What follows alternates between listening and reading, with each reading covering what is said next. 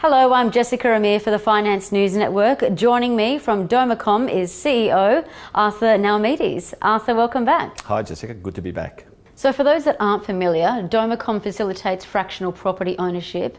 So can you tell us what it is and how it works? Yeah, so it's a platform that enables investors to pool together and acquire any property for sale in Australia for the purposes of a long-term real estate investment. So it's very much like syndication, except in a modern form using the internet to enable people to pool together. Now to some examples. Can you tell us what's funded and what's in the pipeline? Yeah, so far we've transacted 43 times. Most of those properties are residential properties all around Australia. We own properties in every state, New South Wales, Western Australia, South Australia, Queensland and Tasmania. We also own our farm. Our first farm was bought out of Western District in Victoria, and we've got a few more in the pipeline.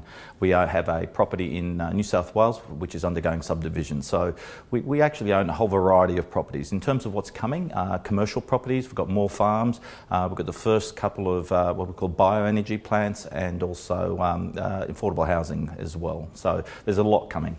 Sounds exciting. So how does one invest? People can invest in generally through their financial planner or direct through DomaCom, and so with their planner it's part of a normal asset allocation, and property should be a part of it. That's our belief. But also some investors want to invest directly in specific property opportunities. In terms of selling down their investment, how does one realise that? Well, DomaCom comes with three built-in liquidity mechanisms. The general one is that most sub-funds, which is what we create to house a property, have a term of 5 years, and at the end of 5 years, everyone votes to renew or not, and it must be 100%. So it's an absolute liquidity guarantee, and that's the first method. The second is, and that's the unique feature of our fund, is that we have market maker permissions, and we have a liquidity facility that's just like shares. So effectively, people can buy their shares or their units in a sub-fund or sell them. So that's the second liquidity mechanism. The third is investors can decide to wind up the sub-fund at any time they wish. So a more general question now about crowdfunding. How big is the market? Well, it's not that big in Australia, but globally it's starting to really get scale. In terms of the statistics that we've been able to get, in the US, crowdfunding started, or property crowdfunding started in about 2012 with about $20 million of transactions. And the last statistics we have is by about 2015, it was $2.5 billion. There are now about 300 property crowdfunding platforms in the US, and then several dozen in the UK, and about a dozen in Australia. So this is a global phenomena, and I'm pleased to say DomaCom is, I believe, the leader in Australia of what should be a very large, market. And you've just launched 2 exciting crowdfunding campaigns. Can you tell us about these? Yes, I'm really excited to be part of 2 themes in Australia. One is affordable housing for retirees, and the other is bioenergy for regional Australia. So the first is a project in Cobram, Australia, which is to raise $6.3 million to build 143 retirement villas for retirees in what is an attractive area close to Melbourne. So from a thematic perspective, from a DomaCom perspective, it's exciting because, as we all know, the population's ageing, and the press every day is talking about affordable housing, and it's good to be part of that. This is the first of what we expect to be several dozen of these around Australia. The second is another exciting theme, which is to create a bioenergy plant in Casino, northern New South Wales, which enables that town to create some energy independence. So it enables investors to have a socially responsible investment and still make money, because both of these create a really attractive development return of 15 to 20% per annum, which is exciting. But then ongoing, they deliver an income yield or gross rent of about 8%.